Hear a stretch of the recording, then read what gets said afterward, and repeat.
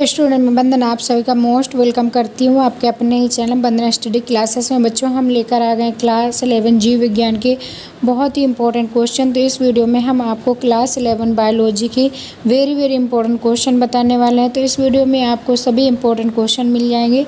Video में last तक बने रहिएगा। त्रैमासिक परीक्षा के लिए आपके जितने भी इंपॉर्टेंट क्वेश्चन थे सारे हमने सिलेक्ट किए हुए हैं।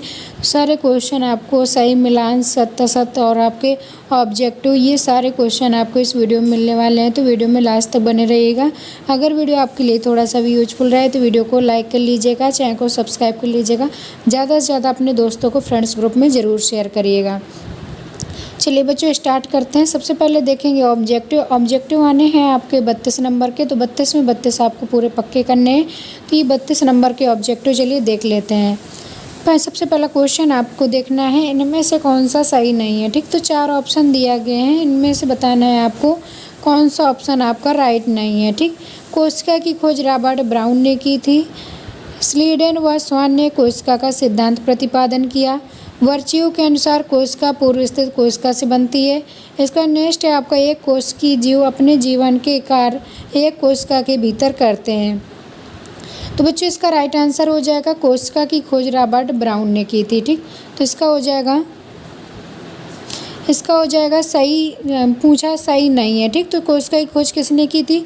रॉबर्ट हुक ने की थी। इसमें पूछा गया है आपका कि रॉबर्ट ब्राउन ने की थी, तो ये आपका गलत है। तो ये आपका क्या है? सही नहीं है, पूछा गया है। बाकी ऑप्शन आपके राइट हैं। तो ये आपका राइट आंसर हो जाएगा फर्स्ट वाला। ठीक, तो इसका राइट आंसर आपको तैयार कर लेना है फर्स्ट वाला कि आपकी जो कोशिका की खोज है वो रॉबर्ट हुक ने की थी, ना कि आपके ब्राउन ने। ठीक, तो ये आपका फर्स्ट क्वेश्चन तैयार कर लेना है। इसके बाद नेक्स्ट है आपका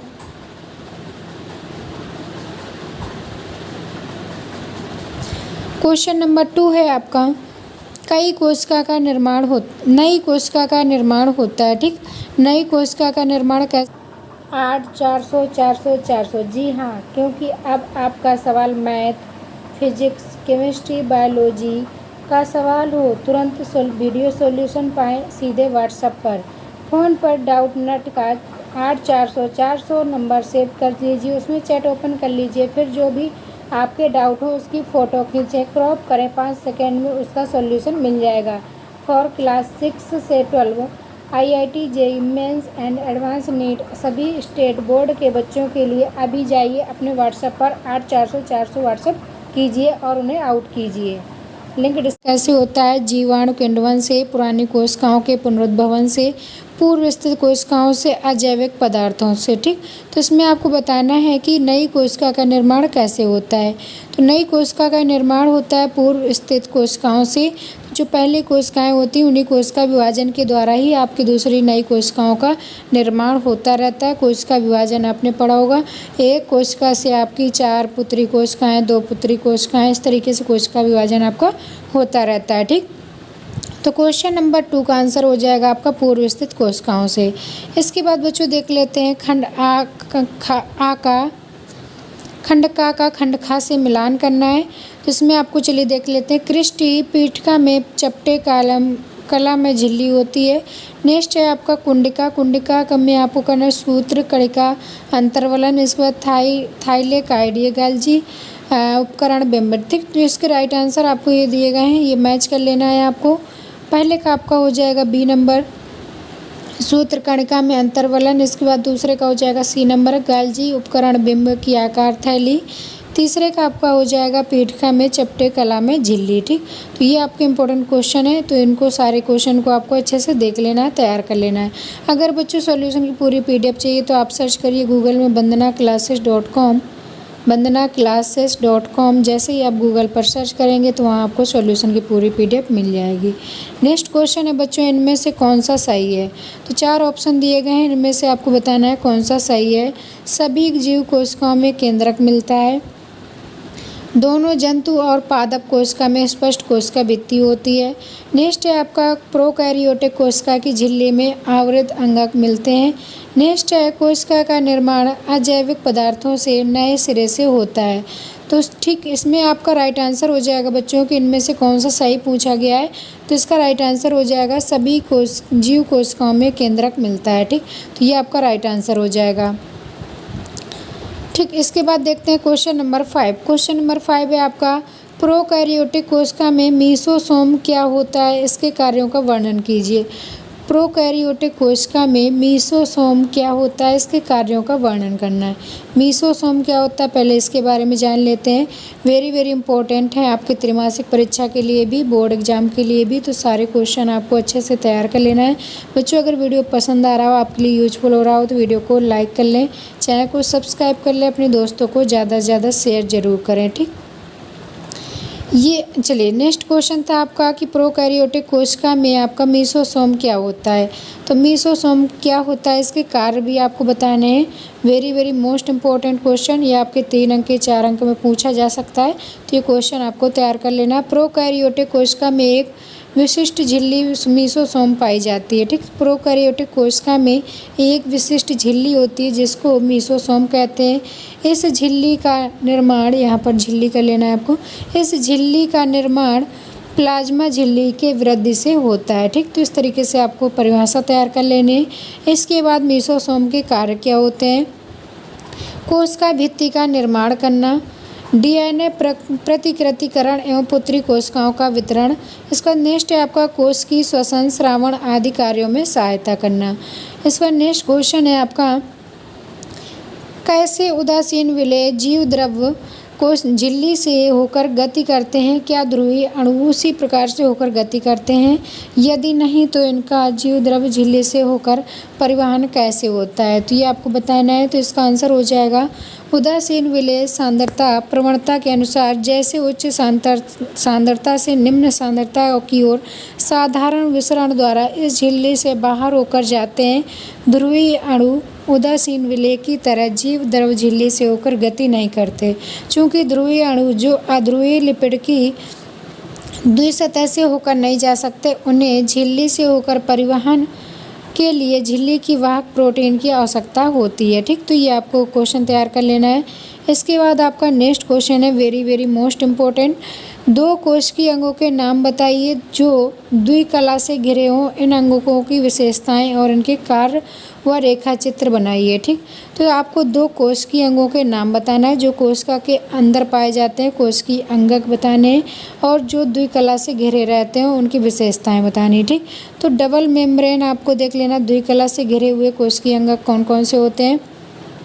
तो ये आपका हो जाएगा गाल्जी काय, अंतःप्रदबी जालिका। ठीक, तो दोनों आपके केंद्र की अंगक होते हैं, तो इनको आपको देख लेना है। गाल्जी काय की संरचना इस तरीके से आपको तैयार कर लेनी है पूरी। आरबीसी को छोड़कर शेष सभी कोशिकाओं में 3 से 20 इकाई तक झिल्लियों के गुच्छे पाए जाते हैं जिन्हें गाल्जी काय या डिक्टियोसोम कहते हैं। ये इकाई झिल्ली के दोहरे आवरण के बने चपटे सिस्टर्नी आंस एवं रिक्तिकाओं वैक्यूल्स के बने होते हैं। नई बनी कोशिकाओं में यह काफ़ी विकसित होते हैं, लेकिन धीरे धीरे ह्रासित होते हुए पुरानी कोशिकाओं में पूर्णतः समाप्त हो जाते हैं। इनकी उत्पत्ति केंद्रीय झिल्ली से होती है। ठीक, तो गाल्जी काय क्या होता है, इसके बारे में पूरा आपको लिख देना है, तैयार कर लेना है। इसके बाद बच्चे देख लेते हैं गाल्जी काय के कार्य क्या होते हैं। विभिन्न स्थानों पर निर्मित पदार्थों जैसे एंजाइम, हार्मोन्स तथा कुछ लवणों का सांद्रण तथा श्रावण कोशिकाओं में गाल्जीकरण उपकरण द्वारा होता है। ठीक, तो आपका एंजाइम, हार्मोन्स, लवणों का सांद्रण जो होता है उसका श्रावण ये आपका गाल्जी काय उपकरण के द्वारा ही होता है। नेक्स्ट आपको लिखना है शर्करा के सरल अणुओं से कार्बोहाइड्रेट के जटिल अणुओं का निर्माण होता है। शर्करा के जो सरल अणु होते हैं उनसे कार्बोहाइड्रेट के जटिल अणुओं का निर्माण होता है गाल्जी काय के द्वारा। नेक्स्ट है आपका यह समसूत्री विभाजन की अवस्था में थैलियों का निर्माण करती है जो मिलकर एक कोशिका पट्ट बनाती हैं। नेक्स्ट पॉइंट लिखेंगे लाइसोसोम का निर्माण भी करती हैं और रूपांतरित होकर शुक्राणुओं का एक्रोसोम भी बनाती हैं। ठीक, तो लाइसोसोम को आत्मघाती थैली के नाम से भी जानते हैं। तो बच्चों ये आपका मोस्ट इम्पोर्टेंट है और ये गाल्जी काय के अंतर्गत ही इसका निर्माण होता है और ये स्वतः ही नष्ट हो जाती है, रूपांतरित होकर शुक्राणुओं का एक्रोसोम भी बनाती हैं। नेक्स्ट पॉइंट लिखेंगे ये कार्बोहाइड्रेट व प्रोटीन का संयोजन कर ग्लाइकोप्रोटीन बनाती हैं। नेक्स्ट है कोशिका भित्ति निर्माण के लिए आवश्यक प्रोटीन का संश्लेषण भी करती हैं। नेक्स्ट पॉइंट हो जाएगा गाल्जी काय के कार्य में अंतःस्रावी कोशिकाओं में ये हार्मोन्स के स्रावण में मदद करती हैं। एटीपी उत्पन्न करने के लिए माइटोकॉन्ड्रिया को प्रेरित करती हैं। तो गाल्जी काय के पूरे वर्क आपको अच्छे से तैयार कर लेना है। वेरी वेरी मोस्ट इंपॉर्टेंट है। त्रिमासिक के लिए, क्वार्टरली के लिए तो है ही, लेकिन बोर्ड एग्जाम्स के लिए भी मोस्ट इंपॉर्टेंट है ये क्वेश्चन। सारे आपको अच्छे से तैयार कर लेना है। अगर बच्चों आपने अभी तक हमारा टेलीग्राम ग्रुप नहीं ज्वाइन किया है तो टेलीग्राम ग्रुप ज़रूर ज्वाइन कर लें। वंदना स्टडी क्लासेस के नाम से हमारा टेलीग्राम ग्रुप है, जहां आपको सॉल्यूशन की पूरी पीडीएफ दी जाती है। ठीक, तो जल्दी से टेलीग्राम ग्रुप ज्वाइन कर लें। काफ़ी बच्चों ने कर लिया है, अगर आपने अभी तक नहीं किया है तो ज़रूर कर लीजिएगा। नेक्स्ट आपका है कोशिकीय अंगक में अंतःप्रतंभी जालिका की संरचना। तो अंतःप्रतंभी जालिका की संरचना कैसी होती है? तो कोशिका के कोशिका द्रव में महीन शाखित सूक्ष्म नलिकाओं अथवा रिक्तिकाओं का समूह पाया जाता है, जिन्हें अंतःप्रतंभी जालिकाएं एंडोप्लाज्मिक रेटिकुलम कहते हैं। जब इनकी बाह्य सतह पर राइबोसोम चिपक जाते हैं तब इन्हें खुरदरी अंतःप्रतंभी जालिकाएं अन्यथा चिकनी अंतःप्रतंभी जालिकाएं कहते हैं। इसकी खोज गार्नियर ने सन 1897 में की थी। गाल्जी काय की रिक्तिकाएं इकाई झिल्ली से घिरी तथा लंबे चपटे कोश, अंडाकार, वृत्ताकार आशय एवं नलिकाओं की बनी होती हैं। यह सभी रचनाएं केंद्रीय झिल्ली के बहिर्गमन से बनती हैं। ठीक, नेक्स्ट है अंतःप्रतंभी जालिका के कार्य। तो अंतःप्रतंभी जालिका के बच्चों कार्य क्या होते हैं, वर्क इसके बताने। यह कोशिकाओं को यांत्रिक सहारा देने के साथ प्रोटीन संश्लेषण में मदद करती हैं। तो ये कोशिका को यांत्रिक सहायता प्रदान करती हैं। इसके बाद प्रोटीन सिंथेसिस में भी भाग लेती हैं। एंडोप्लाज्मिक रेटिकुलम, इनके द्वारा कोशिका के अंदर परिवहन होता है। यह कोशिका विभाजन के समय केंद्र की झिल्ली के निर्माण में भाग लेती हैं। यह एंजाइम के लिए अतिरिक्त सतह प्रदान करती तथा ग्लाइकोजन उपापचय में सहायक होती हैं। नेक्स्ट है आपका प्रोकैरियोटिक कोशिका की विशेषताएं। Very very most important. तो बच्चों जितने भी क्वेश्चन आपको बता रहे हैं पूरे क्वेश्चन आपको बिल्कुल तैयार कर लेने हैं। प्रोकैरियोटिक कोशिका की विशेषताएं क्या होती हैं? प्रोकैरियोटिक कोशिका की विशेषताएं आपको तैयार करना है। यह प्राथमिक प्रकार की अविकसित कोशिकाएं हैं जिनके केंद्र के चारों तरफ केंद्र की झिल्ली नहीं पाई जाती। इनकी कोशिकाओं में दोहरी भित्ति वाले कोशिकांग जैसे माइटोकॉन्ड्रिया, क्लोरोप्लास्ट, गाल्जी काय, लाइसोसोम भी पाए जाते हैं। जैसे इनको देख लेना, प्रोकैरियोटिक किसमें पाई जाती है? जीवाणुओं में, नीले हरे शैवालों में आपका प्रोकैरियोटिक कोशिकाएं पाई जाती हैं। ये आपका ऑप्शनल में भी पूछा जा सकता है। नेक्स्ट है बहुकोशिकीय जीवों में श्रम विभाजन की व्याख्या कीजिए। बहुकोशिकीय जीवों में श्रम विभाजन कैसे होता है, इसकी व्याख्या करना है। ऐसे जीव जिनका शरीर अनेक कोशिकाओं से मिलकर बनता है उन्हें बहुकोशिकीय जीव कहा जाता है। और बहुकोशिकीय जीवों में अलग अलग कार्यों को करने के लिए विशिष्ट कोशिकाएं पाई जाती हैं। इनमें कार्यों का विभाजन होता है, इसे ही श्रम विभाजन कहा जाता है। श्रम विभाजन निम्नलिखित, ये आपको पॉइंट लिख देने हैं। कुछ कोशिकाएं अतिरिक्त कोशिकीय पदार्थों का संश्लेषण कर कोशिकाओं को जोड़ने का कार्य करती हैं। कुछ कोशिकाएं संवेदनाओं को पहुंचाने का कार्य करती हैं। जीवों में श्वसन, उत्सर्जन, प्रसर्जन आदि क्रियाओं को अलग अलग कोशिकाओं समूह द्वारा पूर्ण करती हैं। इसका नेक्स्ट क्वेश्चन है आपका कोशिका जीवन की मूल इकाई है, संक्षिप्त में वर्णन कीजिए। वेरी वेरी मोस्ट इम्पोर्टेंट सारे क्वेश्चन आपके त्रिमासिक के लिए भी, बोर्ड के लिए भी। तो सारे बच्चों ये क्वेश्चन आप अच्छे से तैयार कर लीजिएगा। 4-5 नंबर में ये क्वेश्चन आपके पूछे जाने हैं। तो सारे क्वेश्चन आपके बहुत ही ज़्यादा इंपॉर्टेंट हैं। तो ये बच्चों आप अपना सॉल्यूशन चाहते हैं पीडीएफ, तो ये आप vandanaClasses.com गूगल पर सर्च करिएगा, वहाँ आपको पूरी ये सॉल्यूशन की पीडीएफ मिल जाएगी। तो कोशिका जीवन की मूल इकाई है, संक्षिप्त में वर्णन करना है। तो इस तरीके से आप पूरा वर्णन कर दीजिएगा। ये आपको पूरा दिया गया है। ठीक, तो ये इस तरह से आपको पूरा पढ़ लेना है। केंद्रक छिद्र क्या होता है, इसके कार्य आपको बताने हैं, तो पूरा आपको कर लेना है। लयन काय और रसदानी दोनों में अंतःझिल्ली संरचना फिर भी कार्य करती है, तो इसमें पूरी टिप्पणी आपको लिखना है। रसदानी क्या होती है ये आपको पूरा पढ़ लेना है। अब इसके जो आपके वस्तुनिष्ठ प्रश्न बन सकते हैं वो देख लेते हैं। कोशिका की खोज किस वैज्ञानिक ने की? इसका आंसर हो जाएगा रॉबर्ट हुक ने। केंद्रक की खोज किसने की? तो इसका हो जाएगा रॉबर्ट ब्राउन ने। नेक्स्ट है आपका कोशिका सिद्धांत किसने दिया? तो इसका हो जाएगा स्लीडन स्वान ने। नेक्स्ट है आपका प्रोकैरियोटिक कोशिकाओं में उपस्थित होता है, तो इसमें हो जाएगा केंद्र की भित्ति ये थे आपके इस तरीके से ये ऑप्शनल क्वेश्चन बन सकते हैं। कोशिका गमन ये आपका सक्रिय होता है। कोशिका झिल्ली द्वारा अंतःस्रावण ये आपका पिनोसाइटोसिस के द्वारा होता है। जैव झिल्ली में प्रोटीन की मात्रा होती है। इस तरीके से ये सारे क्वेश्चन आपके बहुत ही ज़्यादा इंपॉर्टेंट हैं, तो ये ऑप्शनल भी आपको तैयार कर लेना है। अगर बच्चों ये वीडियो आपके लिए थोड़ी सा भी यूजफुल रहा हो तो वीडियो को लाइक ज़रूर कर लें, चैनल को सब्सक्राइब कर लें, ज़्यादा से ज़्यादा अपने दोस्तों को फ्रेंड्स ग्रुप में ज़रूर शेयर करें ताकि उनको भी सॉल्यूशन मिल पाए।